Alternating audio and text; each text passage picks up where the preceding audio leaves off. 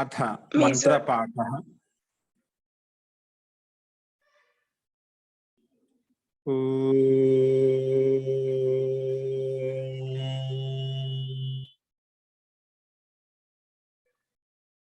सहनाववतु सहनौ भुनक्तु सह वीर्यं करवावहै तेजस्विनावधीतमस्तु मा विद्विषावहै। ओम शांति शांति शांति।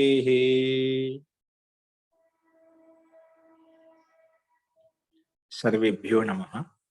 अंदरिकी नमस्कारम अंडी। నిన్న చెప్పిన పాఠం మీద కొన్ని సందేహాలు ఉన్నాయండి?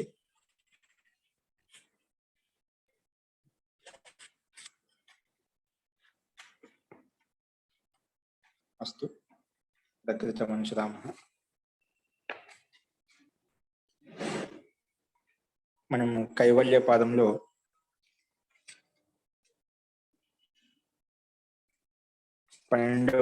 సూత్రం చెప్పుకుంటున్నాము. నిన్న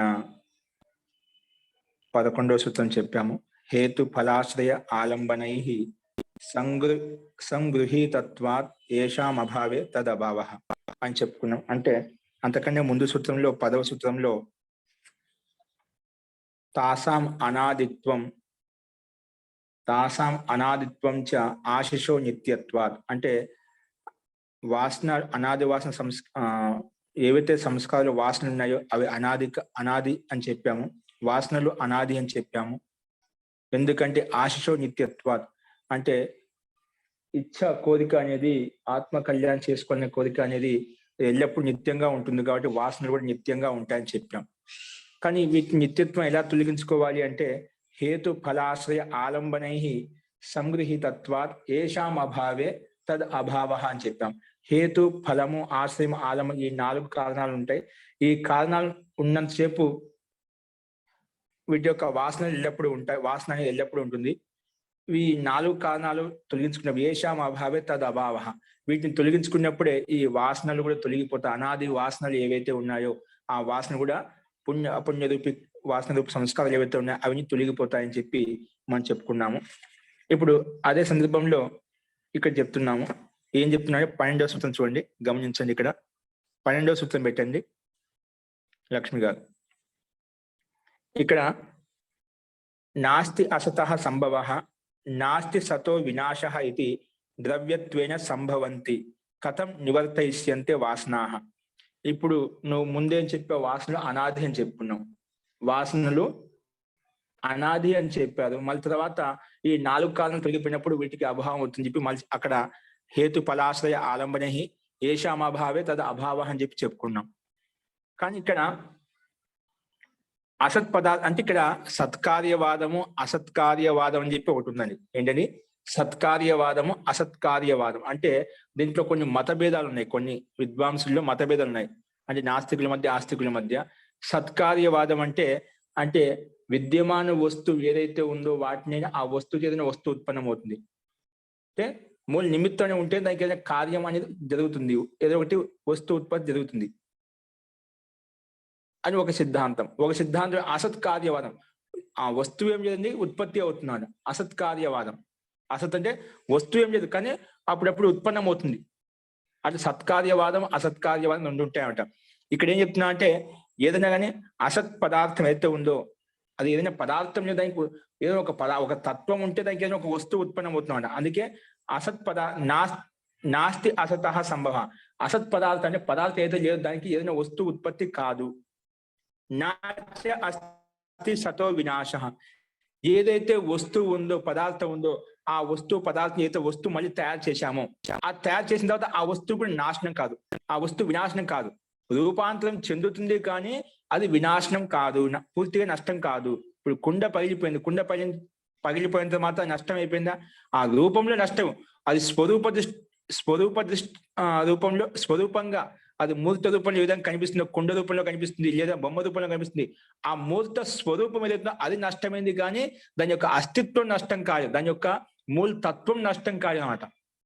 అందుకే విద్యమాన వస్తువుతో ఏదైతే పదార్థం తయారైందో అది భిన్న భిన్న ధర్మాలను బట్టి రూపం మారుతూ ఉంటుంది, కానీ మూలతత్వం అలాగే ఉంటుంది, దానికి పూర్తి నాశనం కాదు. ఇంకా అసత్ పదార్థం ఏదైతే పదార్థం ఏదో లేని అసలు అభావం అంటుంది, అసలు లేదు, లేని దానితో ఏదో వస్తువు ఉత్పత్తి చేయలేం. ఏ వస్తువు లేదో దాన్ని ఉత్పత్తి చేయలేమన్నమాట. కాబట్టి నా అసత నా సంభవ, అసత్ పదార్థం అయితే పదార్థం లేదు, దానికి ఏదైనా ఒక వస్తువు తయారవుతుందంటే అది సాధ్యం కాదు. ఏదైతే వస్తువు ఉందో దానికి ఏదైనా ఒక వస్తువు తయారైందనుకో, పదార్థం ఉంది, మూలతత్వం ఉంది, ఆ మూలతత్వం ఉందో ఒక పదార్థం తయారైందంటే ఆ తయారైన తర్వాత అది స్వరూపంగా మనకు కనిపించకపోవచ్చు, కానీ దాని తత్వం అనేది విద్యమానంగా ఉంటుంది, అది నష్టం కాదు. అది ఇక్కడ విషయం అట. అందుకే సతో వినాశం ఇది ద్రవ్యత్వమే సంభవంతి కథం నివర్తిష్యంతే వాసనాహ. ఇప్పుడు ద్రవ్య రూపం వెళ్ళినప్పుడు విద్యమానంగా ఉంటాయి కదా, నువ్వు దానికి నాశనం అవుతాయి ఎలా చెప్తున్నావు? హేతుఫల ఆశ్రయ ఆలంబనై సంగ్రహితత్వ ఉండని చెప్పు వాసనలు ఉంటాయి, ఇవి తొలగిపోతే నష్టం అయిపోతాయి. ఏషాం అభావే తద అభావ, అవి పూర్తిగా నష్టమైపోతా ఉండి. ఎలా నష్టమైపోతాయండి? ఏదైనా వస్తువు విద్యమానంగా ఉందో ఆ విద్యమానంగా ఉన్నప్పుడు ఆ విద్యమాన వస్తువు ఏదో పదార్థం ఉత్పన్నమైందో అది విద్యమానంగానే ఉంటుంది, నష్టం కాదు, రూపాంతరం చెందుతుంది అంతే. నువ్వు పూర్తిగా వీటిని తొలగించుకున్నప్పుడు నష్టం అయిపోతాయి ఎలా చెప్పగలుగుతున్నావు? వాసనలు ఇప్పుడు ముందే అనాది అని చెప్పావు, వాసన అనాది కాలం నుంచి ఉన్నాయి, అనాది కాలం ఉంటాయి. ఎందుకు? ఆశిషో నిత్యత్వ, ఈ కోరికలు ఇష్టాలు అనేటివి మనకు ఆత్మ కళ్యాణం చేసుకుని ఎప్పుడు ఇష్ట కోరిక ఉంటుంది, కాబట్టి ఈ వాసన అనేది ఎప్పుడు ఉంటుందన్నమాట. కానీ నువ్వేం చెప్పేదానికి సమాధానంగా హేతు ఫల ఆశ్రయ ఆలంబనాలను తొలగించుకున్నప్పుడు వాటికి అభావం అవుతుందని చెప్పావు. కానీ ఇక సిద్ధాంతం ఏంటి?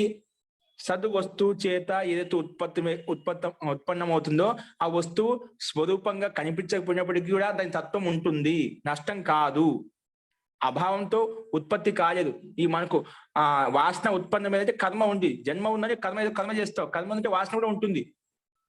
కాబట్టి నువ్వు పూర్తి నష్టమైపోతుంది అంటున్నావు, అది ఎలా నష్టమైపోతుంది? కథం నివర్తిష్యమాన వాసన, ఆ వాసన ఎలా తొలగిపోతాయి, నష్టమైపోతాయి అంటున్నావు.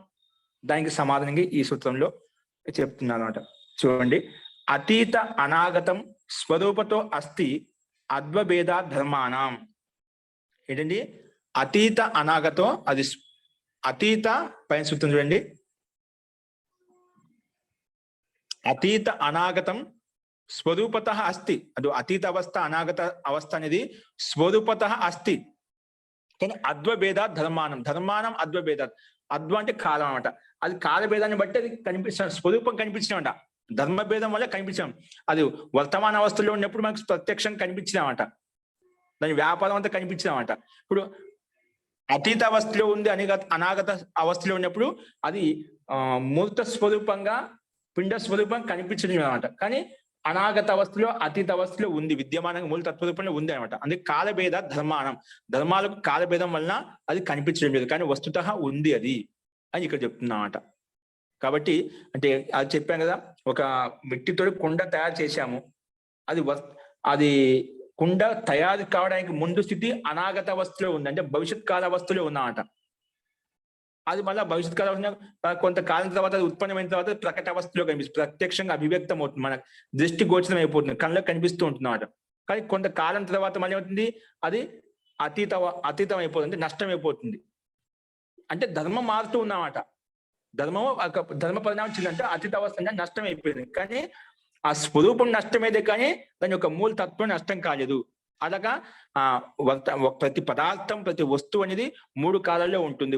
అనాగత భవిష్యత్ కాలంలో ఉంటుంది, వర్తమాన స్థితిలో ఉంటుంది, భూతకాలంలో ఉంటుంది. ప్రతి వస్తువు సంసారంలో, ఈ జగత్తులో, ఈ ప్రపంచంలో ఏదైనా ఒక వస్తువు తీసుకుని, పదార్థం తీసుకుని, వ్యక్తి తీసుకుని, పశు పక్షి తీసుకుని 3 అవస్థలు ఈ కాలభేదమే ఉంటుందన్నమాట. భూతకాల భవిష్యత్ కాలావస్థ, వర్తమాన కాలావస్థ, అతీత అవస్థ అంటే భూతకాల అవస్థ అనే ఉంటుందన్నమాట. ఆ ధర్మాలు మారుతూ ఉంటాయి, కానీ అస్తిత్వం నష్టం కాదు, అస్తిత్వం నష్టం కదా, దాని ప్రకృతిలో విలీనం అయిపోతాయి. ఇప్పుడు కుండ అనేది కుండ రూపంలో ఉన్నది, దాని మిట్టి రూపంలో విలీనం అయిపోయింది. కానీ అవ్యక్త అవస్థలో, సూక్ష్మ అవస్థలో, ఆ మిట్టిలో కూడా, ఆ మన్నులో కూడా ఆ కుండ ఉంది, ఆ బొమ్మ ఉంది, రకరకాలు ఏవైతే మనకు జ్ఞానంలో ఉన్నాయో ఆ రకంగా అన్ని తయారు చేయొచ్చు. కానీ అది అనాగత అవస్థ, అంటే భవిష్యత్ కాల అవస్థ అన్నమాట. కానీ స్వరూపత అస్తి, అందుకే అతీత అనాగతం స్వరూపత అస్తి. పరంతు అద్వభేద ధర్మాణం, అద్వభేద అంటే కాలభేదంగా ఉన్నాయి అని అర్థం ఇక్కడ. అది ఇక్కడ చెప్పారు. జో వస్తువు వర్తమాన కాలంలో అనుభవ విషయంగా ఉందనుకోండి, అంటే అనుభూత విషయంగా ఉంది, అది నష్టమైనప్పుడు కూడా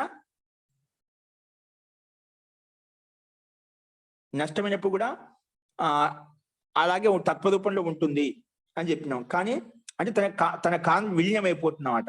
అదేవిధంగా ఏదైతే వస్తువు ఉత్పన్నమైందో, ఏ వస్తువు ఉత్పన్నమైందో ఆ వస్తువు ఉత్పన్నం కావడానికి ముందు కూడా ఆ వస్తువు ఉన్నదన్నమాట. అవిద్యమాన అవస్థలో ఉన్నది, అవ్యక్త అవస్థలో ఉన్నది, అంటే సూక్ష్మ రూపంలో ఉన్నది. కానీ అది కాలాంతరం తర్వాత అది ప్రకట అవస్థలోకి వచ్చిందని చెప్పాము. ఆ రకంగా ప్రతీతి అప్రతీతి అంటే అభివ్యక్తి అనభివ్యక్తి అనేది మనకు రెండు కనిపిస్తూ ఉంటాయి. అంటే విద్యమాన సత్తా ఏదైతే ఉందో దానికే రూపాంతరం చెందుతూ ఉంటాయి. సత్తా ఉంటుంది, సూక్ష్మంగా ఉంటుంది. ఎలా ఉంటుంది? సూక్ష్మంగా ఉంటుంది.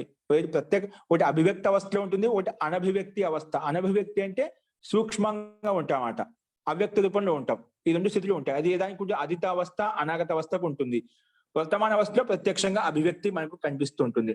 అదే విషయాన్ని ఇక్కడ వ్యాస భాషను చెప్పారు. చూడండి, గమనించండి.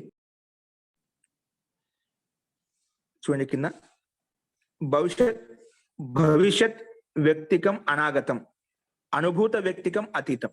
భవిష్యత్ వ్యక్తికం అనాగతం అంటే భవిష్యత్తులో ఉత్పన్నమైనటువంటి అభివ్యక్తమైనటువంటి స్థితి పదార్థం ఏదైతే ఉందో దాన్ని అనాగతం అంటాం. ఇంకా ఉత్పన్నం కాలేదు అంట. భవిష్యత్ వ్యక్తికం, భవిష్యత్తులో అంటే ఉత్పన్నం కాలంగా వస్తున్న ఇప్పుడు కుండ తయారు మిట్టి రూపంలో, ముద్ద రూపంలో ఉంది, దాన్ని తయారు చేస్తూ ఉన్నామంట, ఇంకా ఉత్పన్నం కాలేదన్నమాట. అందుకే భవిష్యత్ వ్యక్తికం అనాగతం, అది భవిష్యత్ కాల అవస్థలో ఉంది ఆ వస్తువు పదార్థం అనేది.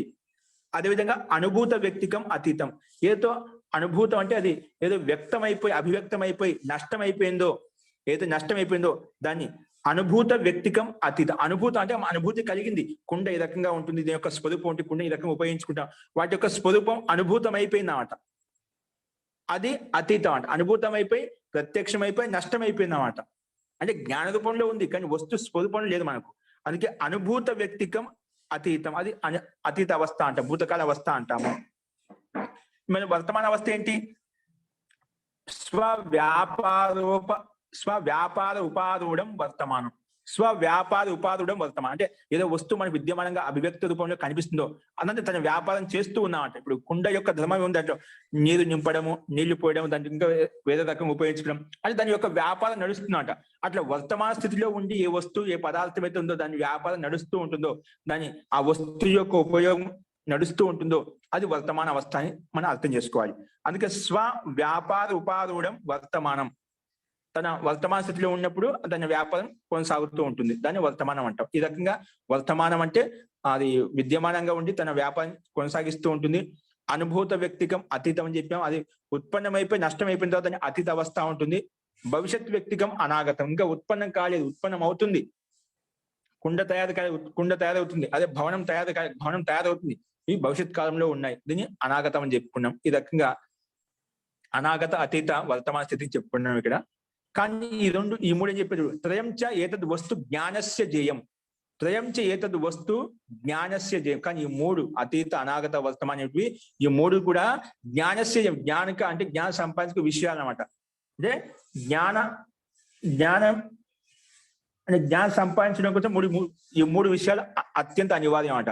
అంటే ఏదైనా ఒక జ్ఞానానికి సంపాదించుకోవాలంటే ఈ మూడు తత్వాలు మనం తెలుసుకోవాలన్నమాట. ఇది ఏ అవస్థలో ఉందో తెలుసుకోవాలి. అంటే అందుకే త్రయం చేత వస్తు జ్ఞానస్య జయం, జ్ఞానానికి విషయము అంటే జ్ఞానం తెలుసుకోవడానికి విషయంగా ఉంటాయి అని చెప్పుకున్నాం. అదే విషయం మళ్ళీ చూడండి, ఏదిచ్చ ఏతత్ స్వరూపతో నా అభవిష్యత్, ఏదిచ్చ ఏతత్ స్వరూపతో నా అభవిష్యత్ నా ఇదం నిర్విషయం జ్ఞానం ఉదపత్స్యత, నిర్విషయం జ్ఞానం ఉదపత్స్యత. ఇది లంగ్ లకారం యొక్క రూపము. తో ఉదపత్స్యత అంటే ఎదిచ్చే ఏత స్వరూపతో నా అభవిష్యత్. ఇది మానలో అనుకోండి ఒకసారి, ఇది వస్తు స్వరూపంగా లేదనుకోండి, నష్టం అయిపోయింది. నష్టం అంటే ఇంకా పూర్తిగా నష్టం అయిపోయింది, మూల తత్వం కూడా ఏం లేదు. ఇది ఎదిచ్చే ఏత స్వరూపతో నా అభవిష్యత్, స్వరూపంగా లేదు అసలుకి, మూలతత్వంలో కూడా లేదు, మిట్టి రూపంలో కూడా లేదు. అభవిష్యత్ నా ఇదం నిర్విషయం జ్ఞానం ఉదపత్స్యత. స్వరూపంగా లేనప్పుడు, మూలతత్వంగా లేనప్పుడు అది అటువంటి నిర్విషయమైనటువంటి జ్ఞానం అనేది, నిర్విషయమైనటువంటి వస్తు స్వరూపం అనేది అది జ్ఞానాన్ని ఉత్పన్నం చేయదు. జ్ఞానం ఉత్పత్సిత, నిర్విషయం జ్ఞానం ఉత్పత్సిత అంటే అది విషయం. ఏదైనా వస్తువు ఉంటే దాని యొక్క జ్ఞానం మనకు తెలుస్తుంది, దాని యొక్క స్వరూపం తెలుస్తుంది. ఆ విషయం లేనప్పుడు ఆ వస్తువు యొక్క విషయం జ్ఞానం కూడా ఉండదన్నమాట. అందుకే నిర్విషయం, అటువంటి విషరహితమైనటువంటిది జ్ఞానం ఉత్పత్సిత, జ్ఞానం కూడా ఉత్పన్నం చేయదు. ఏదైనా వస్తువు ఉంటే దానికి ఒక జ్ఞానం కలుగుతుంది, ఆ వస్తువు యొక్క స్వరూపం యొక్క జ్ఞానం తెలుస్తున్నాడు. అక్కడ విషయం లేనప్పుడు అంటే దీని తాత్పర్యం అంటే విద్యమాన వస్తువు ఏదైతే ఉందో దాని యొక్క జ్ఞానం మనకు కలుగుతున్నాం. ఏదైతే విద్యమానంగా లేదో వస్తువు అది దాని యొక్క జ్ఞానం మనకు అనుభూతిని కలిగించదు అన్నమాట. అందుకే నిర్విషయం, విషరహితమైనటువంటి వస్తువు పదార్థం ఏదైతే ఉందో, స్వరూపంగా లేదో జ్ఞానం ఉదపస్యత అంటే ఇక్కడ నాకు సంబంధం తీసుకోవాలి. నా ఉదపస్యత, నా జ్ఞానం ఉదపస్యత అంటే ఉత్పన్నం చేయదు.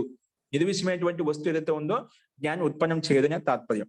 తస్మాత్ అందువల్లనే అతీత అనాగతం స్వరూపతో అస్తి. అందుకే అతీత అవస్థ అనాగత అవస్థ స్వరూపంగా ఉంది. లేదనుకోండి అది ఆ జ్ఞానాన్ని ఉత్పన్నం చేయదు. నా ఉదపస్యత అని చెప్పామట.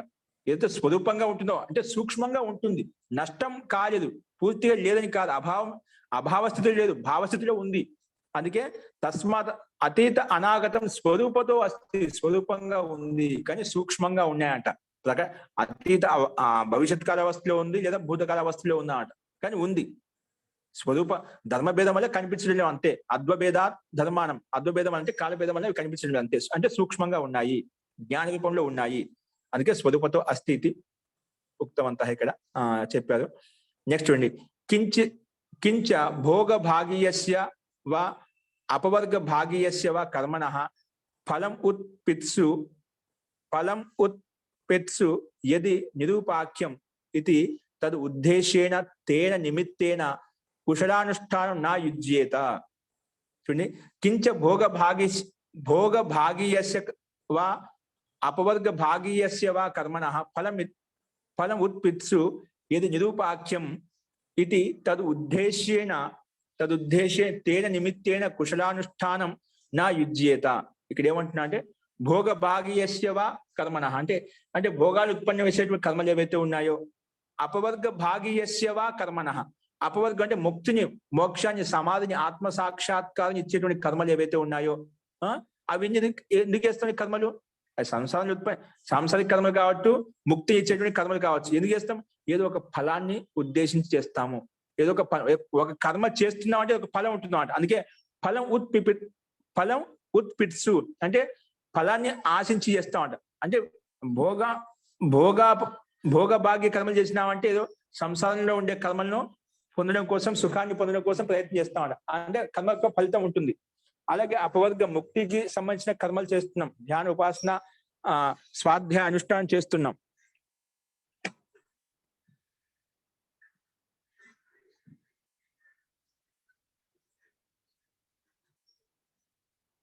అప్పుడు అపవర్గానికి సంబంధించిన క్రియాకలాపాలు చేస్తున్నాం అనుకోండి, దానికి సంబంధించిన ఫలం అనేది మనకు అపేక్ష ఆకాంక్ష ఉంటుందన్నమాట.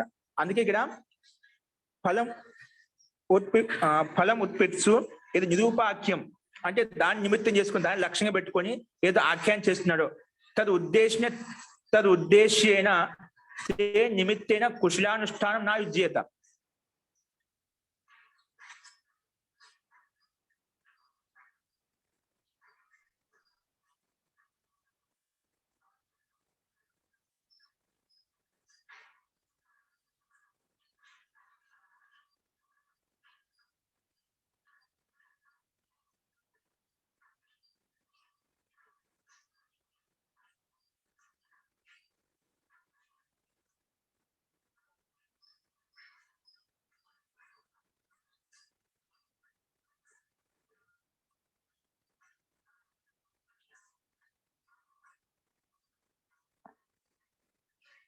హరి ఓం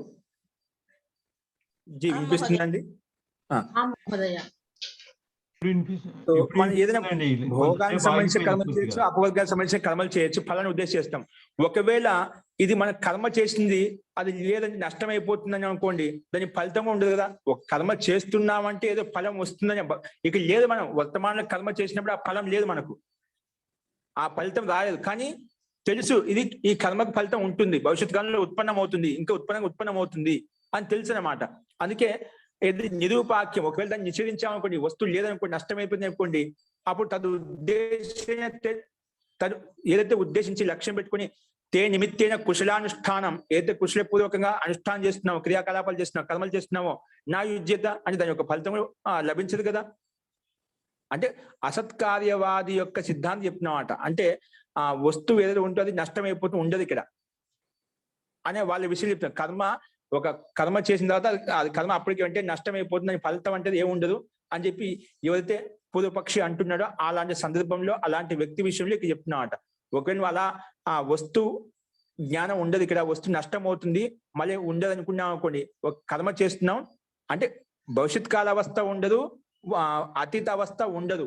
ఉంటేది ఉంటే వర్తమాన అవస్థనే ఉంటుందని వీళ్ళ యొక్క సిద్ధాంతం. ఇప్పుడు అతీత అవస్థ ఉంటుంది, భవిష్యత్ కాలం కూడా అవస్థ ఉంటుందని చెప్పడం కోసం ఇది ఇక్కడ ఉదాహరణ ఇస్తున్నామంట. ఒకవేళ మనం భోగాలను అనుభవించడం కోసము లేదా అభోద్గం యొక్క సుఖం అనుభవించడం కోసం అయితే ప్రయత్నం చేస్తున్నామో, అది ప్రయత్నం అయితే ప్రత్యక్షంగా చూస్తున్నాం, ప్రయత్నం చేస్తున్నాం. వర్తమానం మన దగ్గర కర్మ మాత్రం ఉంది కానీ దాన్ని ఫలితం లేదన్నమాట. కానీ ఆ కర్మ వస్తుంది తెలుసు, భవిష్యత్ కాలంలో ఉత్పన్నమవుతుంది తెలుస్తున్నాం, అది కర్మ చేస్తున్నాం, ఇదంతా వ్యర్థం అవుతుంది కదా. అలాంటి అందుకే తే నిమిత్తే తదు ఉద్దేశ్యేన తే నిమిత్తేన, ఏదైతే ఉద్దేశించి లక్ష్యం పెట్టుకుని ఏదైతే కర్మ చేస్తున్నామో, తే నిమిత్తేన ఏ కారణం ప్రకారం చేస్తున్నామో, ఆ కుశలానుష్ఠానం నా యుజ్యత, దాని యొక్క కర్మ ఫలితం కూడా ఉత్పన్నమే కాదు. నువ్వు ఆ రకంగా చెప్తున్నా లోకంలో చేసే క్రియాకలాపాన్ని వ్యర్థం అయిపోతాయి. నువ్వు చేసే సిద్ధాంత ప్రకారం ఆలోచించావంటే అది మొత్తం వ్యర్థం అయిపోతుంది. అతీత అవస్థ లేదు, అనాగత అవస్థ లేదు అని చెప్పావు అనుకోండి, అది నువ్వు చెప్పే సిద్ధాంతం వ్యర్థం అవుతుంది, అంటే లోక వ్యవహారం వ్యర్థం అయిపోతుంది. కానీ నువ్వు లోకంలో చూస్తున్నావు, కర్మ చేసినా ఏ కర్మ చేసినా ఆ కర్మ ఫలితం ఖచ్చితంగా ఉంటుంది, వర్తమానం లేదు కానీ ఉత్పన్నం అవుతుంది అని తెలుసు అనమాట.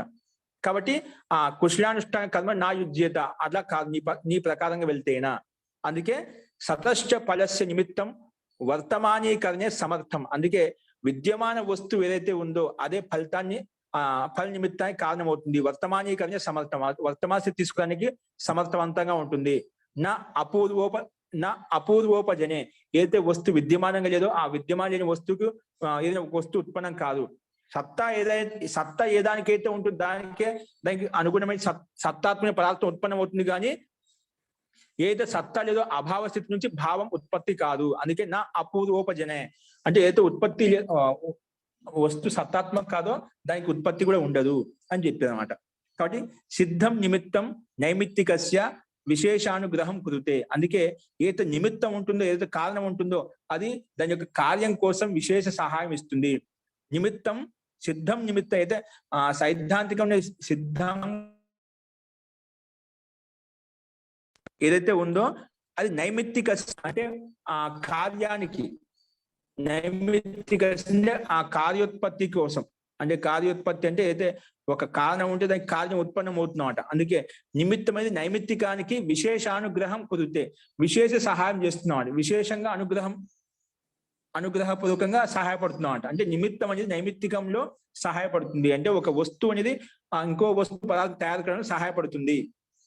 ఆ మిట్టి అనే కారణం కుండ రూపాలను తయారు కావడానికి అత్యంత సహాయకమైనటువంటిది, సహాయంగా ఉంటుందన్నమాట. ఆ రకంగా సిద్ధం నిమిత్తం నైమిత్తికస్య విశేషానుగ్రహం కుదిరితే విశేషమైన అనుగ్రహం చేస్తుంది, అంటే సహాయపడుతుంది. నా అపూర్వం ఉత్పాదయతి ఇది, నా అపూర్వం ఉత్పాదయతి ఇది. కానీ ఏదైతే వస్తువు లేదో పదార్థం లేదో దానికి ఉత్పత్తిగా సహాయంగా ఉన్నమాట. అంటే నిమిత్తం లేకుండా నైమిత్తికం ఉత్పన్నం కాదు. అంటే ఒక వస్తువు ఒక కారణం ఉందంటే కార్యం ఉత్పన్నం అవుతుంది, నిమిత్తం ఉందంటే నైమిత్తికం ఉత్పన్నం అవుతున్నమాట. అది నిమిత్తమే లేదుకోండి అది నైమిత్తికం కూడా ఉత్పత్తి కాదు, నైమిత్తికానికి సహాయపడదు. కారణం ఉంటే దాని వల్ల ఏదో కార్యం జరుగుతుందన్నమాట, కారణం లేనప్పుడు కార్యం కూడా జరగదు. అందుకే నా అపూర్వం ఉత్పాదైతే ఏదో కారణం లేదో దానికి కార్యాన్ని ఉత్పత్తి కోసం సహాయం అని ఉండదు. మొత్తానికి ఏం చెప్పారంటే ఉత్పత్తి ఏదైతే సద్వస్తువు ఉందో సద్వస్తుకే వస్తువు ఉత్పత్తి ఉంటుంది, అసద్ వస్తువుకి ఉత్పత్తి ఉండదని చెప్పి ముఖ్య సిద్ధాంతం అనమాట. కాకపోతే అప్రకట అవస్థలో ఉన్నప్పుడు అది సూక్ష్మంగా ఉంటాయి, అతీత అవస్థ అనాగత అవస్థలో ఉంటాయి, వర్తమాన స్థితిలో ఉన్నప్పుడు అభివ్యక్తి అవస్థలో ఉంటుంది. కానీ అతీత అవస్థ అనాగతలో అవస్థలో ఉందంటే అది ఆ వస్తువు లేదని కాదు, ఉంటుంది. ఒకవేళ నీ సిద్ధాంతం ప్రకారం అతీత అవస్థ అనాగత అవస్థ లేదనుకుంటేనా మన లోక వ్యవహారమే అది వ్యర్థం అవుతుంది. అది భోగ అపవర్గం కోసం ముక్తి కోసం అయితే ప్రయత్నం చేస్తున్నామో ఆ కర్మ అంతా వ్యర్థం అవుతుంది. ఒకవేళ లేదనుకున్నాం అనుకోండి ఆ కర్మలే వ్యర్థం అవుతాయి, ఫలం అనేది అసలు ఉండదు. అనే దోషం దోష ప్రసంగం వస్తుంది కాబట్టి ఇది నిమిత్తం అనేది నైమిత్తికానికి సహాయపడుతుంది. నిమిత్తం లేకుండా నైమిత్తికం అనేది నైమిత్తికం ఉత్పన్నం కాదు. కారణం ఉంటేనే కార్యం ఉత్పన్నం అవుతుంది. కారణం లేకుండా కార్యం ఉత్పన్నం కాదని చెప్పి ఈ సూత్రం ద్వారా మనం తెలుసుకున్నాం. కాబట్టి కేవలం అద్వభేద ధర్మానం, కేవలం ధర్మం అనేది మారుతుంటుంది, అంటే సూక్ష్మంగా ఉంటాయి తెలుసుకున్నాం.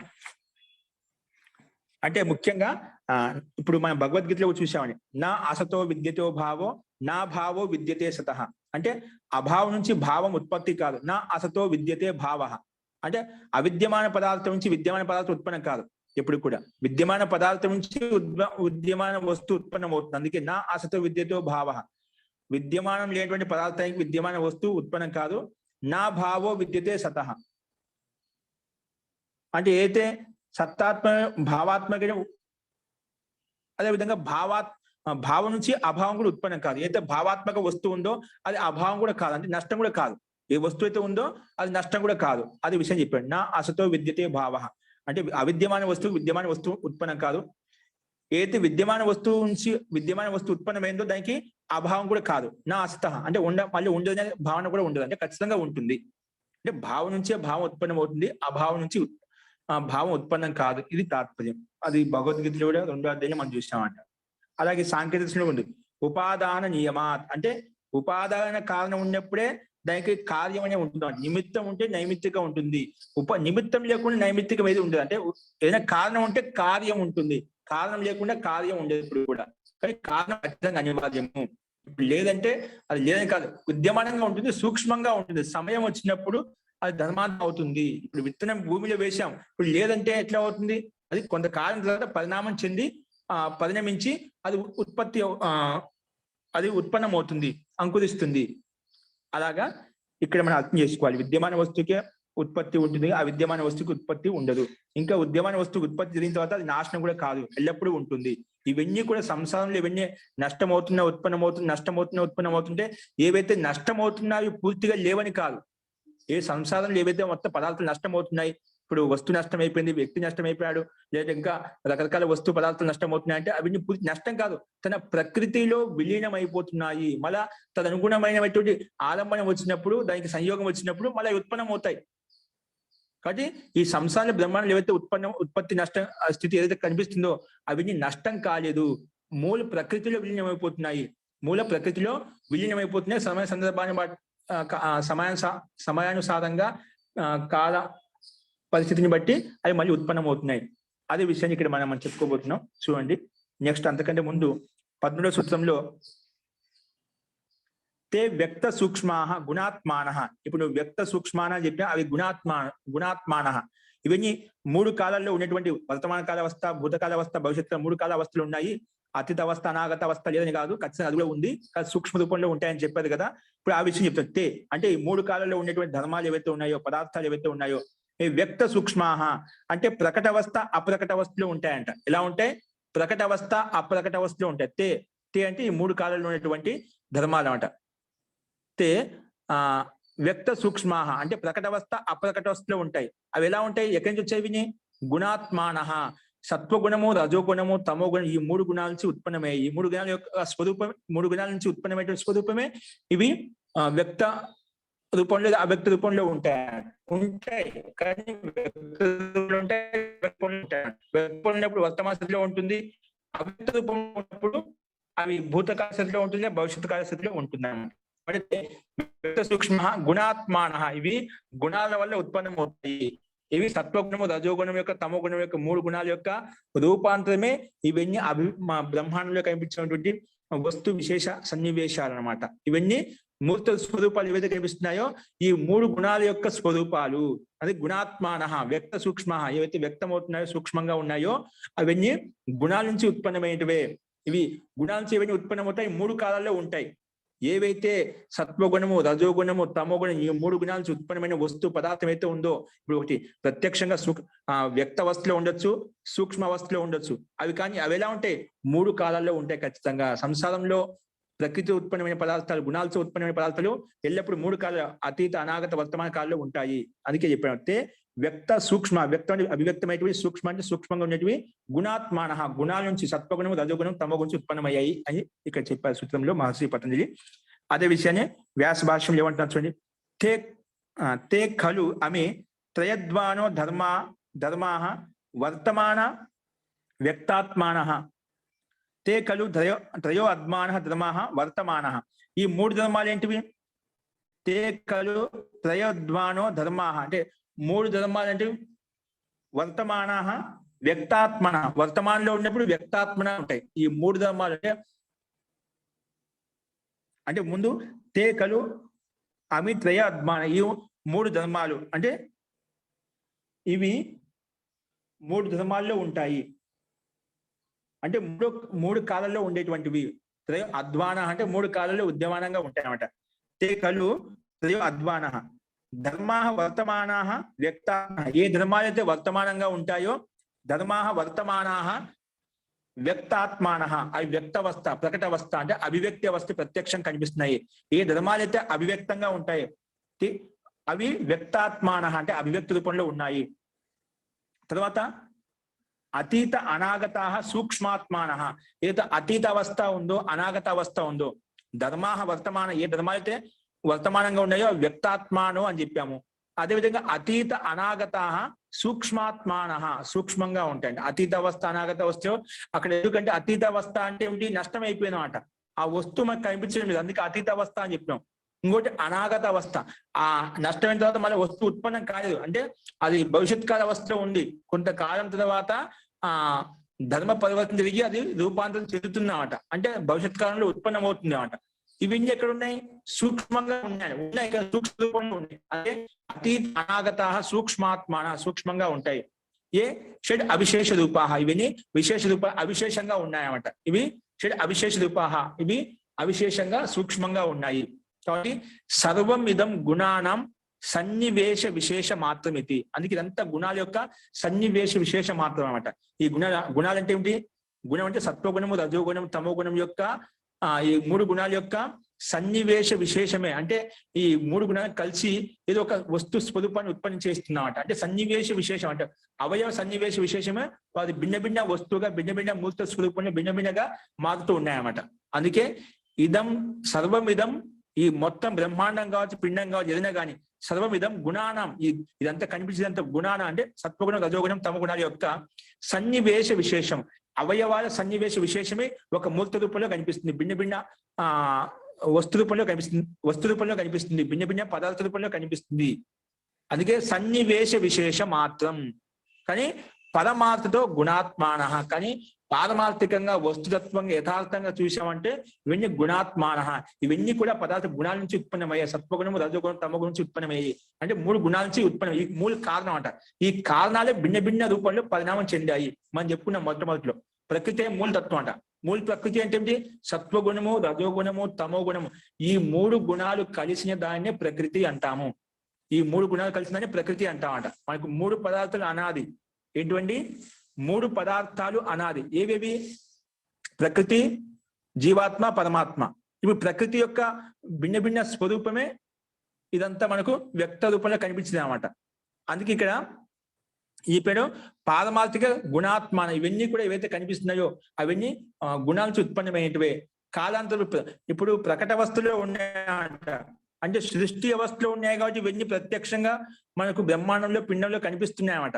పిండ రూపంలో లేదా బ్రహ్మాండ రూపంలో. అవి ప్రళయకాలం వచ్చినప్పుడు ఏమవుతాయి? ప్రళయకాలం వచ్చినప్పుడు నష్టం అయిపోతాయి, మనకు కనిపించం అంతే. మన నష్టం ప్రళయం వచ్చి నష్టం అయిపోయింది అంటాం, కానీ నష్టం కాదు. ఏమవుతుంది? సూక్ష్మంగా విద్యమానంగా ఉంటాయి, తన ప్రకృతిలో విలీనం అయిపోతాయి. గుణాల నుంచి ఉత్పన్నమైనప్పుడు మళ్ళీ గుణంలో కలిసిపోతాయి. ఇప్పుడు మట్టి నుండి కుండ ఉత్పన్నమైంది, ఆ కుండ పగిలిపోని ఆ కుండ ఎలా అయిపోతుంది? మళ్ళీ మట్టి కలిసిపోతుంది అన్నమాట. ఈ పంచభూతాలతో శరీరం తయారైంది, మళ్ళా ఈ శరీరం నష్టం అయిపోయిన తర్వాత కూడా మళ్ళీ పంచభూతాలు కలిసిపోతుంది. అట్లా తన ప్రకృతిలో విలీనం అయిపోతుంది, కానీ నష్టం కాదు. నష్టం వ్యక్తవస్థ నుంచి సూక్ష్మ అవస్థకు వెళ్ళిపోతుంది, అంతేగాని నష్టం కాదనమాట. అందుకే విద్యమాన పదార్థం నుంచి విద్యమాన వస్తువు తయారవుతుంది. మళ్ళీ విద్యమాన పదార్థం విద్యమాన వస్తువు తయారైన తర్వాత అది పూర్తిగా నష్టం కాదు, అది విద్యమానంగానే ఉంటుంది. ఓకేనా? అది విషయం చెప్పాడు. అందుకే పారమార్థతో గుణాత్మాన, ఇవన్నీ కూడా అవయవ సన్నివేశ విశేషాలు. ఇవన్నీ కూడా గుణాల నుంచి ఉత్పన్నమైపోతాయి. నష్టమైన తర్వాత కూడా తన ప్రకృతిలో విలీనం అయిపోతాయి, కానీ పూర్తిగా నష్టం కావు. నష్టం అంటే తాత్పర్యం ఇక్కడ పూర్తిగా తన ప్రకృతిలో విలీనం కావడానికి నష్టం అని చెప్తున్నామంట. నాశనం అని చెప్తున్నాం. నాశనం కాదు. నష్టం అయిపోతా అంటే అది ఆ మూర్త రూపం అనేది వికృతి చెంది తన ప్రకృతిలో విలీనం అయిపోతుంది. ఇది దీని యొక్క తాత్పర్యం. కాబట్టి ఈ 3 కాలాల్లో ఉన్నటువంటి ధర్మాలు ఏవైతే ఉన్నాయో వ్యక్త సూక్ష్మాహ గుణాత్మహ, ఈ వ్యక్త అవస్థలో సూక్ష్మ అవస్థలు ఉన్నాయో గుణాత్మాలు అంటే సత్వగుణం రజోగుణం తమగుణం ఉత్పన్నమైనటువంటి స్థితి అని చెప్పి ఇక్కడ చెప్పుకున్నాం. నెక్స్ట్ చూడండి, ఇదే విషయాన్ని మళ్ళీ చెప్పాడు. నెక్స్ట్ ఇక్కడ అంతకన్నా ముందు ఇంకో శ్లోకం, తథాచ శాస్త్రానుశాసనం. ఇక్కడ చూడండి కింద శ్లోకం ఉంది ఇదే సూత్రంలో, వ్యాస భాష్యంలో 13వ సూత్రంలో, తథాచ శాస్త్రానుశాసనం. శాస్త్ర అనుశాసనం అంటే శాస్త్రం కూడా అదే విధంగా చెప్పింది. ఈ యోగ శాస్త్రం కావచ్చు, ఇంకా భిన్న భిన్న శాస్త్రం కావచ్చు, ఇదే విషయం చెప్పిందన్నమాట. అవన్నీ కూడా ప్రకృతి యొక్క అవయవ సన్నివేశ విశేషాలు మాత్రమే. వస్తుత గుణాత్మాలు అంటే గుణాల నుంచి ఉత్పన్నమైనటివే, తర్వాత గుణంలోనే విలీనం అయిపోతాయి. అదే విషయాన్ని గుణానాం పరమం రూపం నా దృష్టిపథం రిచ్చతి. గుణానాం చూడండి శ్లోకం కింద, గుణానాం పరమం రూపం, గుణాల యొక్క పరమ రూపం నా దృష్టిపథం రిచ్చతి, నా దృష్టిపథం రిచ్చతి అంటే గుణాల యొక్క వాస్తవిక రూపం మనకు దృష్టిగోచరం కావడం లేదు. గుణానాం పరమం రూపం నా దృష్టిపథం ఇచ్చతి. ఇప్పుడు గుణాలు ఉన్నాయని చెప్పి మనకు కనిపిస్తుందా? ఒక కుండ రూపంలో మనకు కనిపిస్తుంది. ఆ కుండనే కనిపిస్తుంది కదా, దాంట్లో ఉండే మట్టి తత్వం మనకు కనిపించడం లేదు. అది మూలతత్వం చూడటం లేదన్నమాట. మూలతత్వం చూడటం లేదన్నమాట. అంటే వ్యక్తవస్థ ప్రకటవస్థ ఏదైతే ఉందో, స్థూల రూప అవస్థ ఏదైతే ఉందో అదే చూస్తున్నామట. అందుకే గుణానం అంటే సత్వగుణము రజోగుణం తమో గుణం యొక్క పరమ రూపం, వాటి యొక్క పరమ రూపం మూల రూపం అంతా నా దృష్టిపథం ఇచ్చింది. ఆ దృష్టిపథం కావడం లేదు. అంటే సూక్ష్మంగా ఆలోచించడం మనకు కనిపిస్తున్నామట. సూక్ష్మంగా ఆలోచించడం లేదు కదా, స్థూల బుద్ధితో మనం చూస్తున్నాం కాబట్టి అది మనకు కనిపించడం. నా దృష్టిపథం ఆయాతి అంటే దృష్టిపథం కావడం లేదు. దిచ్చతి అంటే ఇక్కడ కావడం లేదు అన్నమాట. అంటే మన దృష్టి గోచరం కావడం లేదు. గుణాలు దృష్టి గోచరం కావడం, ప్రతి పదార్థంలో ఈ 3 గుణాలు ఖచ్చితంగా ఉంటాయి. ప్రతి పదార్థంలో ఈ 3 గుణాలు అన్వయీ కారణంగా వస్తూ ఉంటాయి. ఏ పదార్థం తీసుకోండి, ఏ వస్తువు తీసుకోండి, ఏ వ్యక్తి యొక్క స్వరూపం తీసుకోండి, ఈ 3 గుణాలు ఖచ్చితంగా అన్వయీ రూపంలో ఉంటాయి. కానీ ఆ మూల తత్వాలు చూడటం లేదంటే దృష్టిపదం కావడం లేదు మనకు. ఎత్తు దృష్టిపదం ప్రాప్తం, ఏదైతే దృష్టిపదం గోచరం అవుతుందో తత్ మాయా ఇవ సుతుచ్చకం అంటే ఏదైతే దృష్టిపథం అది కనిపిస్తుందో, దృష్టిపథం ప్రాప్తం తత్ మాయా ఇవ సుతుత్సుకం, అది మాయలాగా అది తుచ్చమైంది అంటే నష్టమైపోతున్నాం అంట. అది ఒక మాయలాగా ఏదైతే కనిపిస్తుందో దృష్టిపథం అవుతుంది, అది మాయలాగా అది సుతుత్సుకం అంటే నష్టమైపోతుంది. అంటే ఉంది కానీ మాయ అంటే ఏమిటి? మాయ ఎంతసేపు ఉంటుంది? కాసేపు ఉంటుందన్నమాట. దాని యొక్క స్వరూపం చూపించి నష్టం అయిపోతుంది. నాటకం మీద నాటకం చేసే అవి నాటకం మీద ఎలా ఉంటుందండి, వాళ్ళు నాటకం చూపించి వాళ్ళు వెళ్ళిపోతున్నారు, అక్కడే ఉంటుంది అన్నమాట. అలాగే ఈ వస్తువుని తన నాటకం చేసి దాన్ని వ్యాపారం చేసి అది నష్టం అయిపోతున్నమాట. మాయ ఇవ సుతుత్సుకం, కొంతకాలం తర్వాత నష్టం అయిపోతున్నమాట. అంటే తన ప్రకృతిలో విలీనం అయిపోతుంది. ఏదైతే మనకు కనిపిస్తుందో అది మాయ. అంతే సంసారం యొక్క మాయ. ఎందుకు? కొన్నాళ్ళు ఉంటుంది, తర్వాత నష్టం అయిపోతుంది, మాయ కనిపించకుండా పోతుంది. అంటే మనం సంసారం ఒక మాయ అండి, సంసారం ఏం లేదు అని చెప్తూ ఉంటామంట. అంటే మాయలాగా కొంత దీర్ఘకాలంగా ఉంటుంది కాబట్టి మనకు అలా అనిపిస్తుందన్నమాట. ఎందుకంటే మనం సీమితమైన సమయంలో ఉంటాం కాబట్టి దీర్ఘంగా అనిపిస్తుంది, కానీ వాస్తవంగా యథార్థంగా పారమార్థికంగా తెలుసుకునే వాళ్ళు ఇదంతా మాయ అనుకుంటున్నమాట.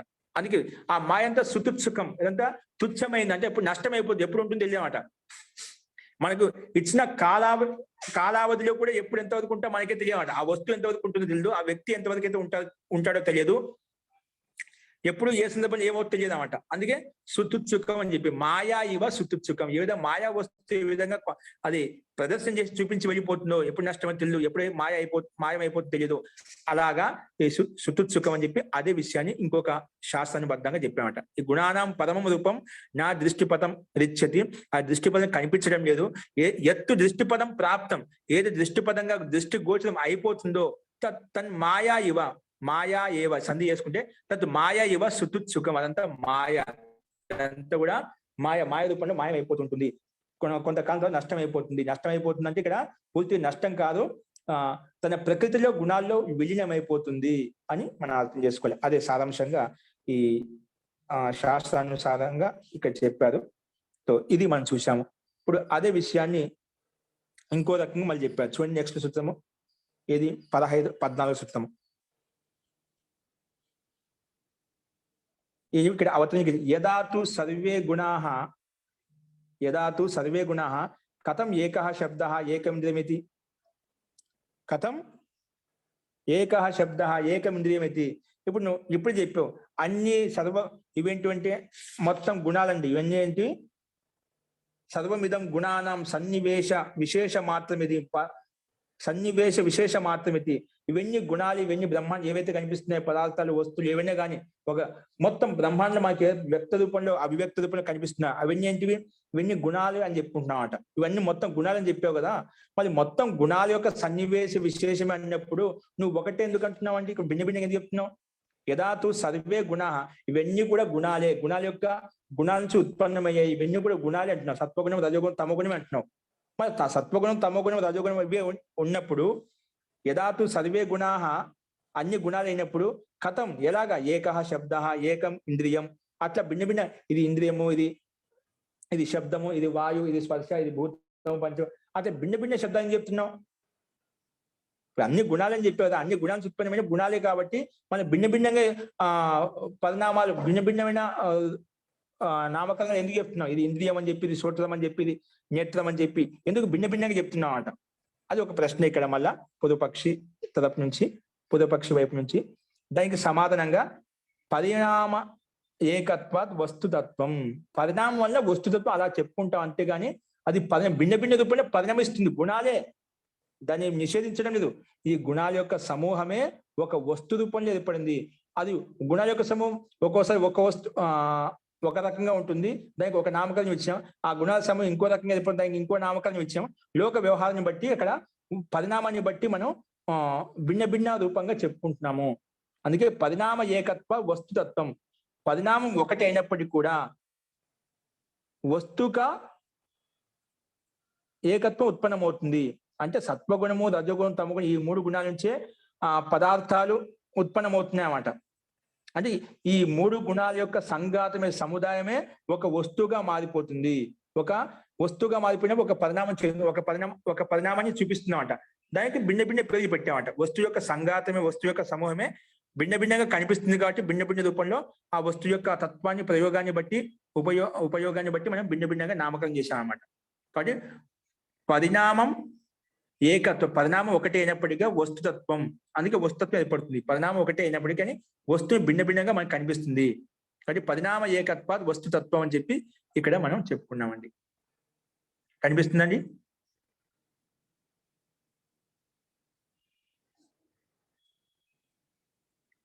సరే అండి. ఇప్పుడు ఈ దగ్గర ఇప్పుడు చెప్పిన దాంట్లో సందేహం ఉందా?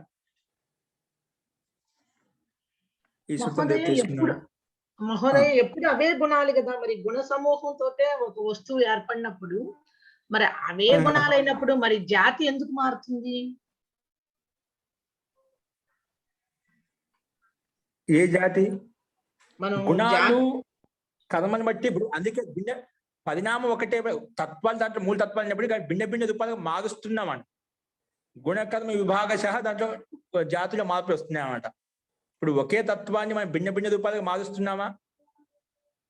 కానీ ఆ గుణ సమూహమే కదా, గుణాలు మారట్లేదు. అదే గుణాలు ఒకటే, ఆ గుణాలు మారటం లేదు. ఆ గుణాల్లో పరిణామాలు మారుతున్నాయి. గుణాల్లో పరిణామ మూల తత్వం అన్నమాట.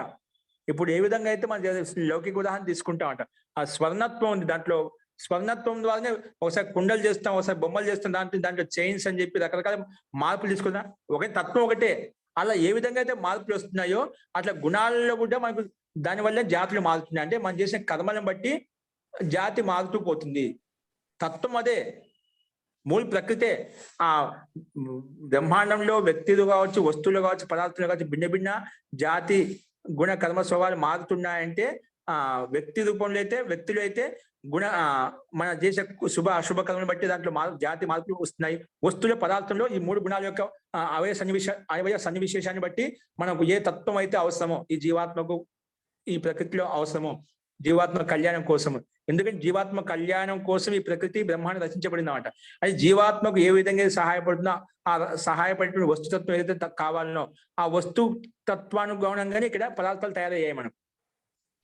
అవును మహోదయ. కాబట్టి మనం బంగారం సువర్ణంతో చేస్తున్నాం అనుకోండి. ఆకారాలు మారుతున్నాయే గాని ఎక్కడికి పోయినా సువర్ణం సువర్ణమే గదా! ఉంది. అదే అంటున్నాం. అదే తత్వం ఉంది. మరి మార్పు ఉన్న జరగలేదు. నష్టం కాదు. అదే తత్వం మారుతుంది. దీన్ని బట్టి కానీ మీరేం సువర్ణం చెప్పబోతున్నారు? కుండ జాతిగా మారదు గదా! అలాగే మన గుణాలు మనిషి జాతిగానే ఉండాలి గానీ, మనిషి జాతి పశు జాతిగా అలా మరి అందుకే చెప్పాను. కర్మలను బట్టి మారుతాయి. ఇప్పుడు మనం అదే సువర్ణత్వాన్ని ఒక్కొక్క వ్యక్తి భిన్న భిన్నంగా ఎందుకు మారుస్తారు? మార్పులు వచ్చాయి కదా!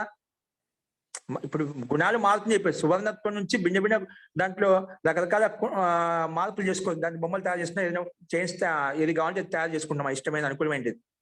ఆ సువర్ణం. అదే విధంగా మిట్టిలో మనకి ఏది కావాలంటే అది ఆ రకం తయారు చేసుకుంటాం. అంటే పరిణామాలు భిన్న భిన్నంగా మారుతున్నాయి. ఎందుకు మారుతున్నాయి ఇవి? అదే అంటే పొట్టిగా, గుణాలు లావుగా అవే. అట్లా ఉండొచ్చు గదా! ఇలా అసలు జాతే మారుతుంది గదా! అని అంటున్నా. మట్టి బంగారం లాగా జాతి అయితుంది. బంగారం సువర్ణత్వ మట్టిలాగా జాతి మారలేదు. అలాగే మీరు పరిణత్వ అక్కడ జాతి మారలేదు. అది కూడా జాతే. అది మనిషి జాతి. దాంట్లో భేదాలు. ఇప్పుడు నువ్వు కుండల్లో ఈ విధంగా కుండ అని చెప్పి బొమ్మ అని చెప్పి ఈ విధంగా మార్పులు చెప్తున్నావో అది జాతి మారలేదు. జాతి పశు జాతి, మనిషి జాతి, క్రిమి జాతి అని చెప్పుకున్నాం. జాతి ఎక్కడ అసలు మారింది? దాన్ని కొట్టేశారా ముందు? ఆ, జాతి మారలేదు అక్కడ కూడా. సుమంగళి గారు జాతి కూడా మారలేదన్నమాట. ఏ విధంగా నువ్వు కుండలో స్వర్ణత్వంలో భిన్న భిన్న మార్పులు ఏ విధంగా చెప్తున్నావు అదే ఇక్కడ జాతిలో కూడా అదే మనిషి జాతి, ఇది పశు జాతి అని చెప్తున్నావు అంతే. జాతి మారింది. గుణాలు ఎక్కడ మారాయి? ఇప్పుడు దీంట్లో మార్పు వచ్చినప్పుడు దాంట్లో కదా జాతిలో మార్పులు. ఇది పశు జాతి అంటున్న జాతి ఎక్కడ మారింది? ఆ గుణాలను బట్టి నువ్వు ఒక్కొక్క బొమ్మ స్వర్ణత్వాన్ని ఒక్కొక్క దాంట్లో ఒక్కొక్క స్థితిగా దాంట్లో మార్పులు తీసుకొని వస్తావు. మిట్టిలు కావచ్చు, స్వర్ణత్వం. అలాగే ఇక్కడ కూడా నువ్వు చేసిన పాప రూపు కర్మలు పుణ్యరూపు కర్మలు బట్టి జాతి మారుతుంది. పశు జాతి కావాలన్నా, స్త్రీ జాతి కావాలన్నా, పురుష జాతి కావాలన్నా, పశు జాతి కావాలన్నా దాంట్లో మన కర్మలను బట్టి అక్కడ మార్పులు వచ్చాయి. జాతిలో మార్పులు వచ్చాయి.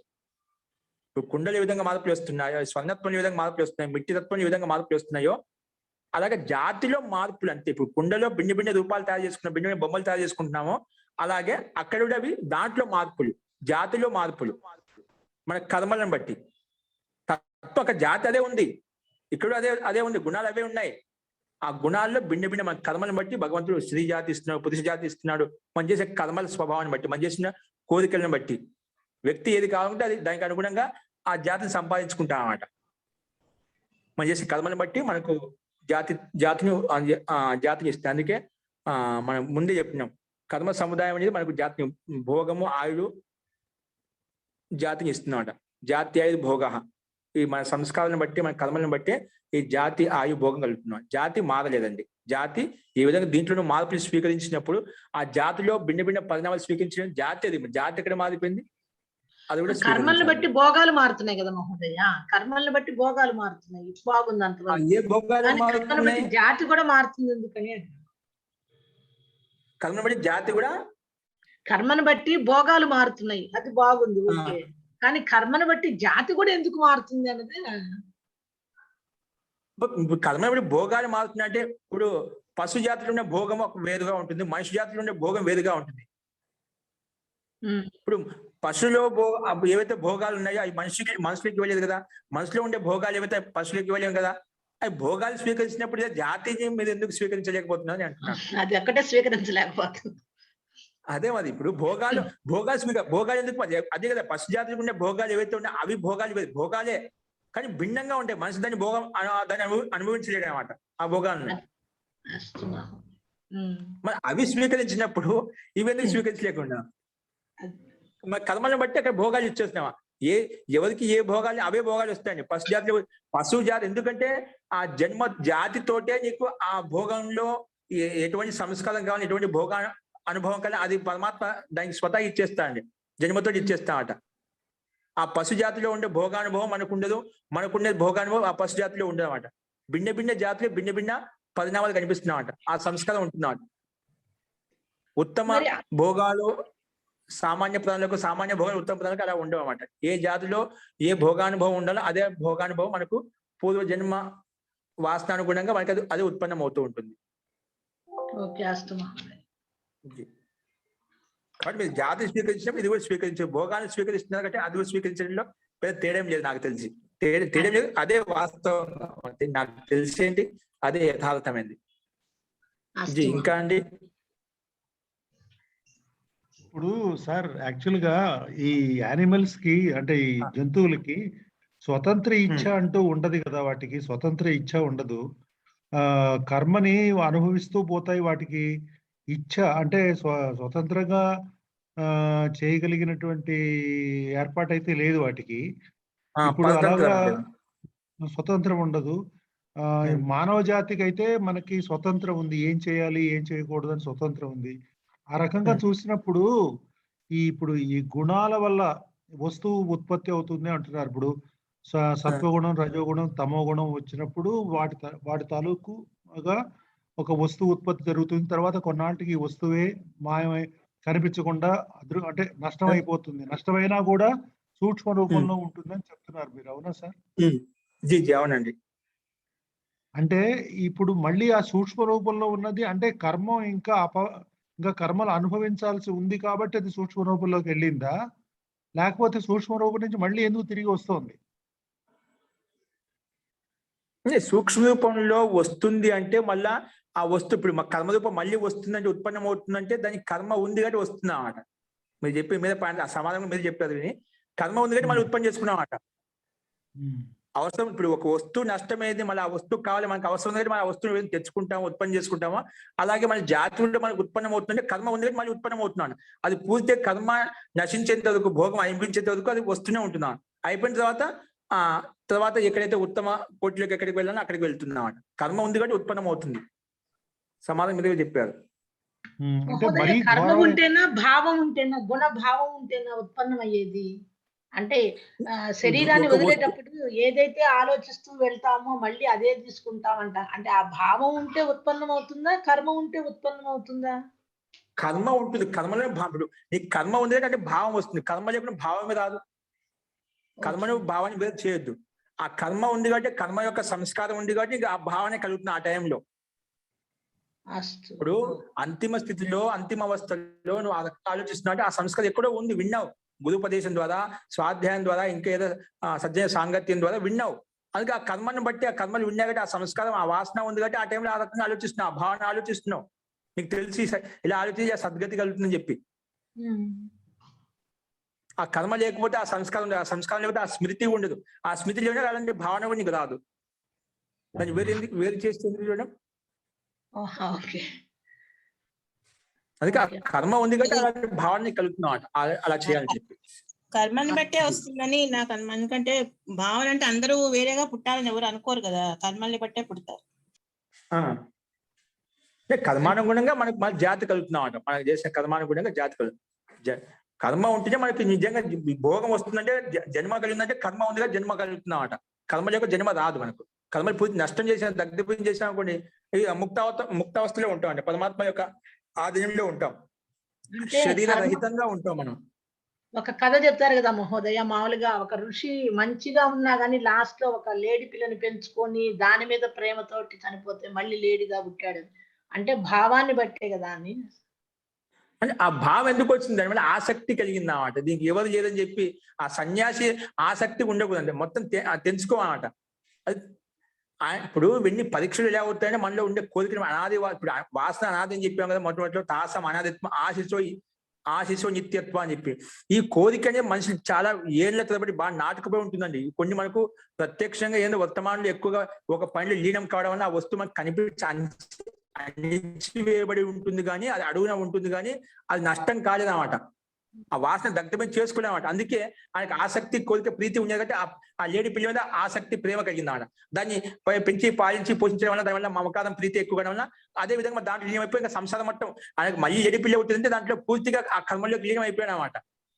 ఆసక్తి లేక వచ్చేసి మొత్తం భోగభాగ్యం అన్ని అనుభవించాడు అనమాట. అందుకే మళ్ళీ ఆ జన్మ వచ్చిందన్నమాట.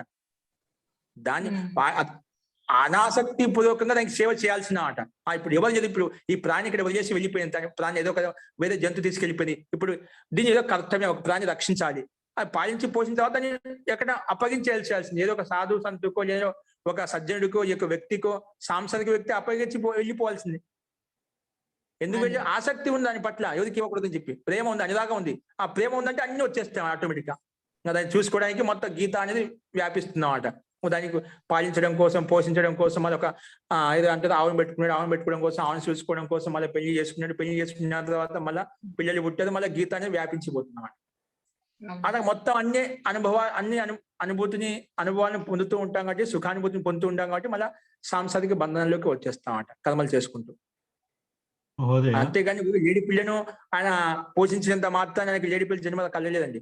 తర్వాత అక్కడి నుంచి ఒకసారి స్లిప్ అయినా అంటే ఒకసారి కింద పడ్డా అంటే బ్రేకులు పడమాట, అక్కడి నుంచి కింద జారుతూ పోతుంటామట. అది ఎంతవరకు కింద పడాలి అంతవరకు కింద పడిపోతాం. అంటే వాసన సంస్కారం ప్రబలంగా ఉంటుందన్నమాట. అవకాశం ఇచ్చామంటే ఒక్కసారి మనకు ఎంత పెద్ద ఋషి అయినా కూడా కింద పడక తప్పదండి. అంటే అంత ప్రబలంగా ఉంటాయి. ఇంద్రియాలు ఎప్పుడెప్పుడు ఛిద్రాన్వేషణ చూస్తూ ఉంటామట, దోషాలు ఎప్పుడెప్పుడు అని చెప్పి చూస్తూ ఉంటామట.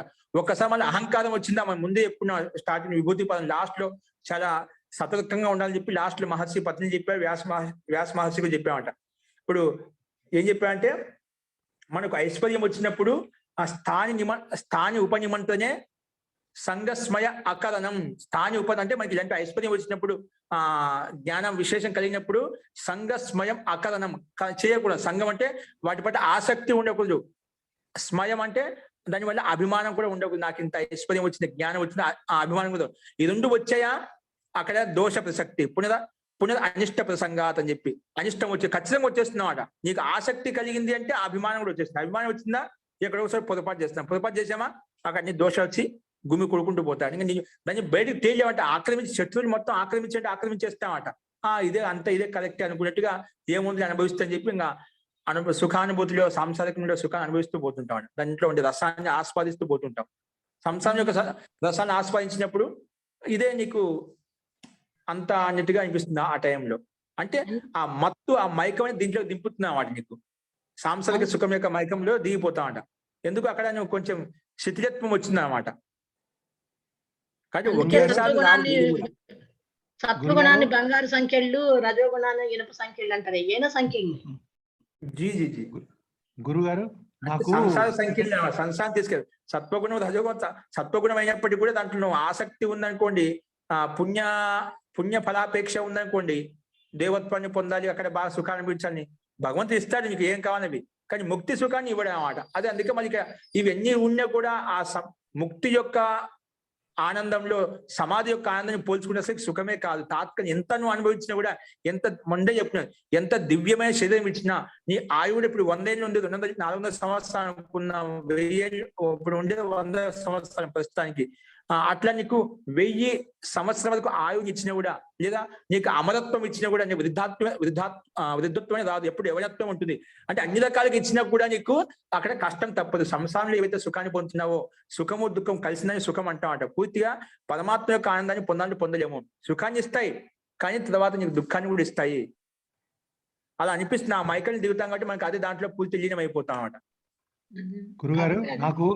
గురుగారు ఒక చిన్న డౌట్ అండి, జెన్యూన్ గానే.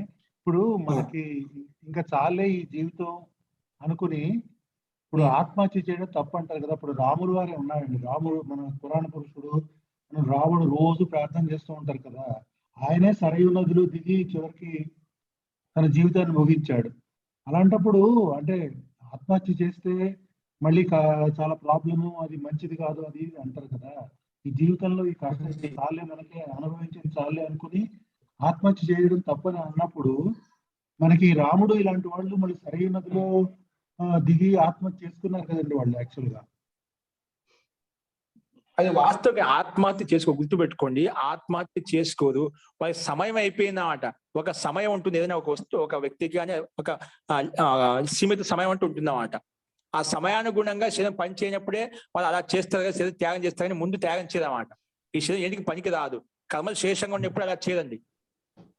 అది మన కథ రోజుగా అలా చెప్పారు కానీ వాస్తవంగా లీనం అయిపోయి సమాధి చేస్తే అయిపోయారని చెప్పి అలా చేశారు. వాస్తవంగా అలా కాదు.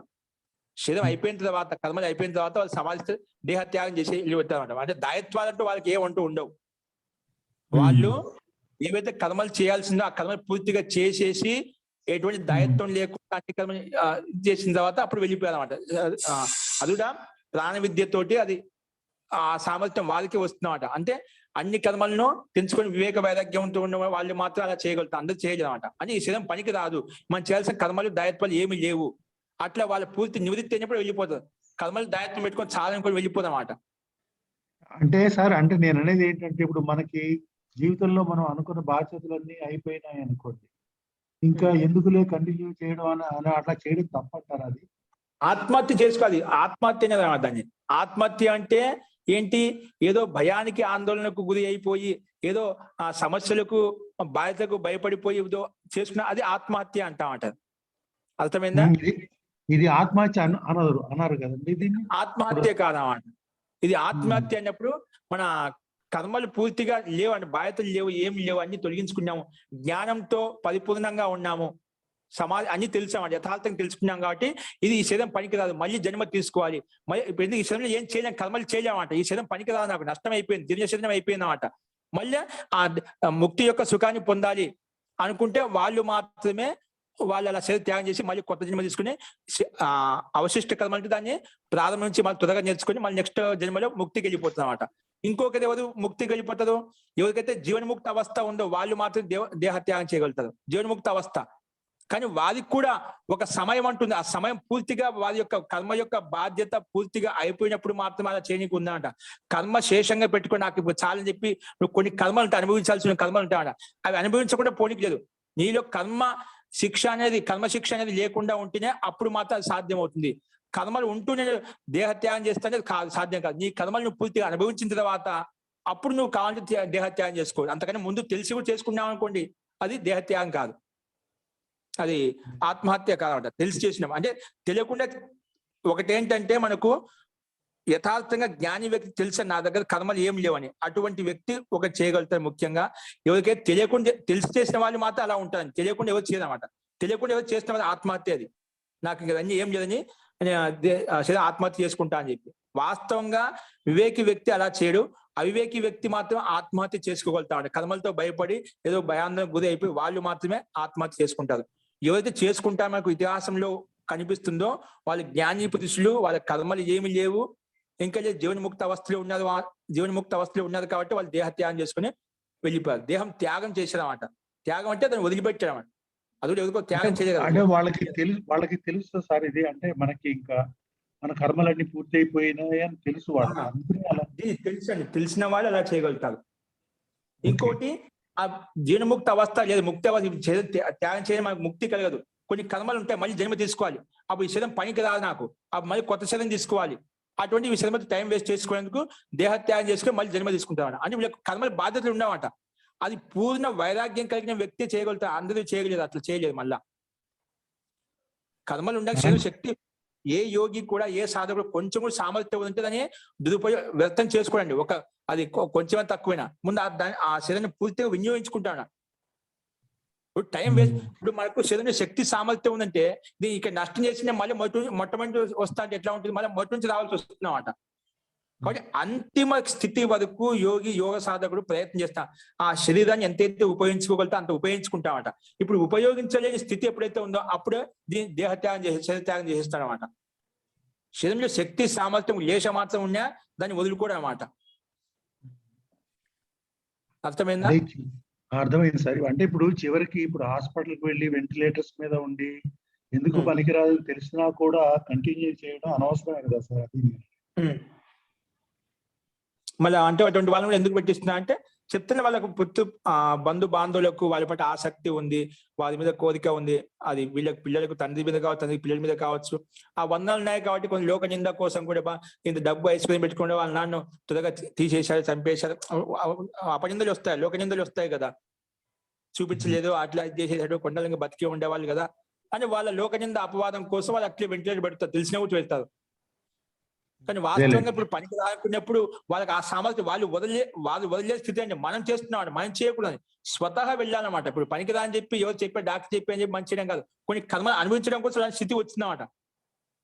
నైమిత్తికంగా కావచ్చు, నిమిత్తం కావచ్చు, ఏదో కారణంగా అలాంటి స్థితి వచ్చిన రుగ్నావస్థ వచ్చింది, ఏదైనా పనికి అవస్థ వచ్చినా కూడా కొన్ని కర్మలు ఉంటాయి, కర్మానుభవం అది అనుభవించాలన్నమాట. ఇప్పుడు కర్మలు అనుభవిస్తున్నా అని చెప్పి అక్కడ ఆత్మహత్య చేయడానికి లేదన్నమాట, అది మన పాపం అవుతుందన్నమాట. అది కర్మలు తొలగిపోవడానికి వచ్చినటువంటి కర్మలు అన్నమాట. వాటిని మనం ఆత్మహత్య చేయకూడదు అనమాట. పనికిదా అని చెప్పి వదిలేయకూడదు అక్కడ. అది కర్మలు చేసిన కొన్ని కర్మలు ఆ దుఃఖాన్ని అనుభూతిని పొందుతున్నాడు, ఆ అనుభూతి ద్వారా నీకు కర్మ తొలగిపోతుంది. అది జ్ఞానావస్థ, అజ్ఞానావస్థ అండి. అర్థమైంది. అంటే కొంతమంది చూసాను సార్, హాస్పిటల్ వద్దు హాస్పిటల్కి తీసుకెళ్ళకు, నాకు అక్కడ ఇష్టం ఉండదు అన్నా కూడా బలవంతంగా తీసుకెళ్లి అక్కడ పడుకోబెట్టి అక్కడే జరుగుతున్నది కదా. అంటే చెప్తున్నాను సార్, అంటే జీ జీ ఇదంతా కర్మ అనుభవించాల్సిందే. కరెక్టే. కర్మ అనుభవించాల్సింది. దాన్ని నువ్వు తప్పకుండా మళ్ళీ అదే స్థితి వస్తాయి. ఎందుకు తొలగిపోయినది? ఇప్పుడు చావు రావడం లేదు, అలాగే ఉన్నాము, మూర్ఛావస్థలో బాధపడుతూ ఉన్నాము. భగవానుడు ఎప్పుడో వెళ్ళిపోయాడు కదా, స్వతహా వెళ్ళిపోతుంది, ప్రాణం వెళ్ళిపోతుంది, దేహత్యాగం చేయొచ్చు. ఆ చేయలేకుండా ఉన్నాడు. నిజంగా నీకు ఆ శక్తి, ఆ జ్ఞానం ఉంటేనా వ్యక్తి నా కోరిక ఆసక్తి లేకుండా ప్రాణం ఇంకా వెళ్ళిపోతుందండి. ఎవరికైతే ఆసక్తి కోరిక ఉంటుంది, లోపల ఇంకా కొన్ని దాయత్వాలు ఉంటాయి, కొన్ని ఇంకా మనసులో ఉంటుందన్నమాట, అపేక్ష అనే ఉంటుందన్నమాట. అవన్నీ ఉన్నప్పుడు మనిషి ప్రాణం వదిలేయడం అన్నమాట. ఆ కర్మలు వెంటాడుతూ ఉంటాయి మనల్ని. నిజంగా వ్యక్తి అందుకే కొంతమంది అకస్మాత్తుగా ప్రాణం వెళ్ళిపోతుంటుంది. చూస్తూ చూస్తూ నిలబడి వ్యక్తి వెళ్ళిపోతుంది. కొన్ని పుణ్యకర్మలు చేసిన అకస్మాత్తుగా వెళ్ళిపోతుంది, ఎటువంటి కష్టం లేకుండా వెళ్ళిపోతుంటారు. కొంతమంది మనం వద్దు అనుకున్నా కూడా ఆ మనిషి ప్రాణం పోదు. మనం ఎన్ని రకాలు చేసినా కూడా, మనం ఉపేక్షించినా కూడా ప్రాణం పోదు. మనం వైద్యం చేయించే ఆ ప్రాణం అట్లే ఉంటుందన్నమాట. అది కూడా చూస్తుంటాం మనం. కొన్ని కర్మలు అనుభవించాల్సినవి ఉంటే ఆ కర్మలు తొలగిపోయేందుకు మరి తప్పించుకోవడానికి లేదు. కొంత అకస్మాత్తుగా వెళ్తుంటే వాళ్ళ కర్మలు చేసిన అయిపోతుంది, అకస్మాత్తుగా టైం అయిపోతుంది, ఎక్కడ వెళ్ళిపోతుందన్నమాట. చూసి పడుకొని వెళ్ళిపోతుంటది అన్నమాట, ఎటువంటి నొప్పి బాధ లేకుండా. వాడు వెళ్తాడని కూడా మిగిలిన వాళ్ళు అనుకోరండి, అలాంటి వాళ్ళు వెళ్ళిపోతారు. అట్లా కొన్ని ఉంటాయి. అందుకే పుణ్యం వచ్చిందైనా కాలం అయిపోయింది, ఇక మంచి చేసిన పుణ్యం చేసిన ఆత్మానికి ఎటువంటి ఇబ్బంది లేకుండా, ఎవరిని ఇబ్బంది పెట్టకుండా వృద్ధావస్థ వెళ్ళిపోయాడని చెప్పి కొన్ని చేసిన కర్మలు అలా ఉంటాయి అన్నమాట. టైం అయిపోయిన వెంటనే వెళ్ళిపోతుంది అన్నమాట.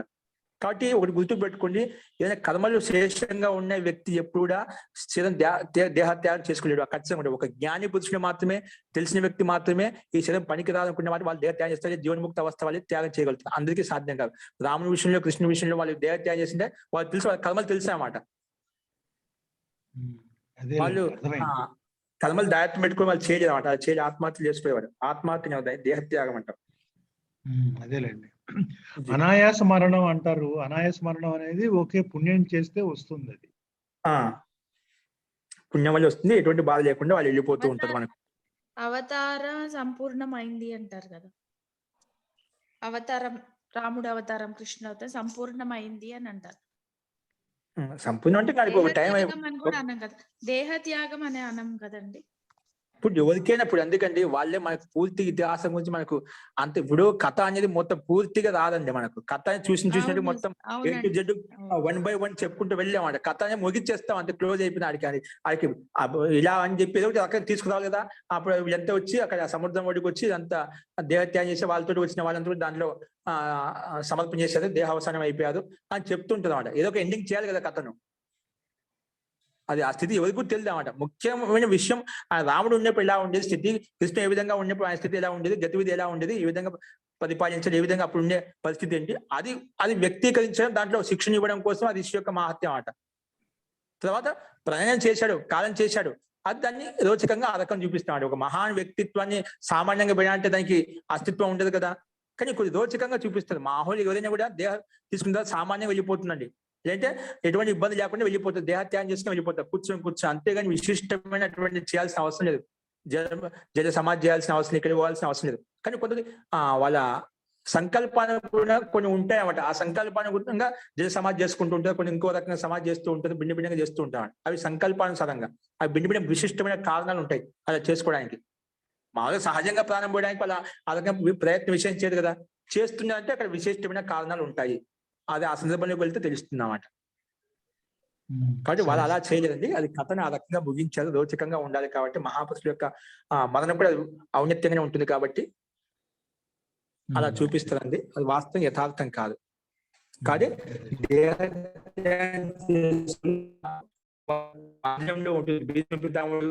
విషయం అన్న ఉత్తరాయణ వచ్చిన ప్రాణాన్ని ఆగిపెట్టినంలో ఉందన్నమాట.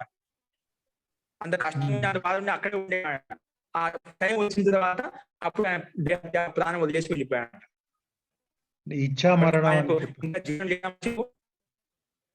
ఇచ్చామన్నమాట. అది ఇప్పుడు ఇది మొత్తం ధనుసులతో బాగా పూర్తిగా ఇక్కడ గ్యాప్ లేకుండా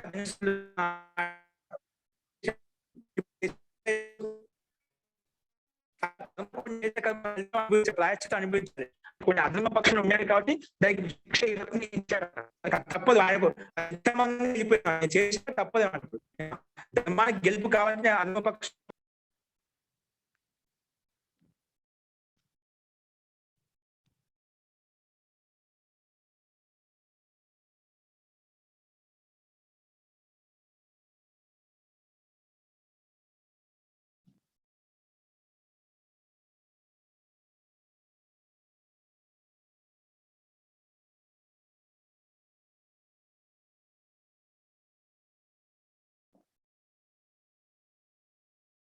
ఏమీ వినిపించట్లేదు సార్.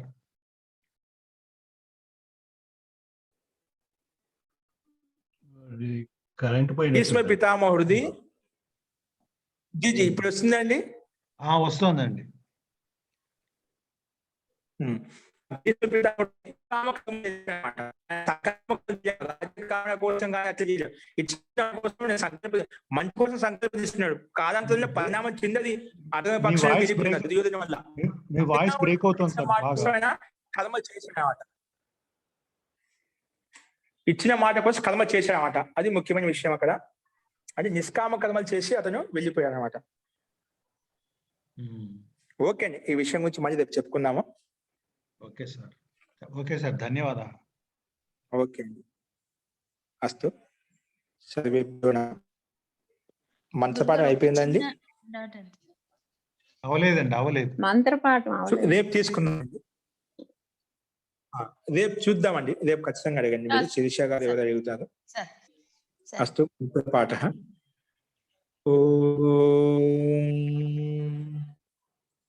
సర్వే భవంతు సుఖినః, సర్వే సంతు నిరామయాః, సర్వే భద్రాణి పశ్యంతు, మా కశ్చిద్ దుఃఖ భాగ్ భవేత్. శాంతి శాంతి శాంతి. సర్వేభ్యో నమః. అందరికీ నమస్కారం అండి. నమస్కారం గురుగారు, ధన్యవాదాలు. ధన్యవాదాలు.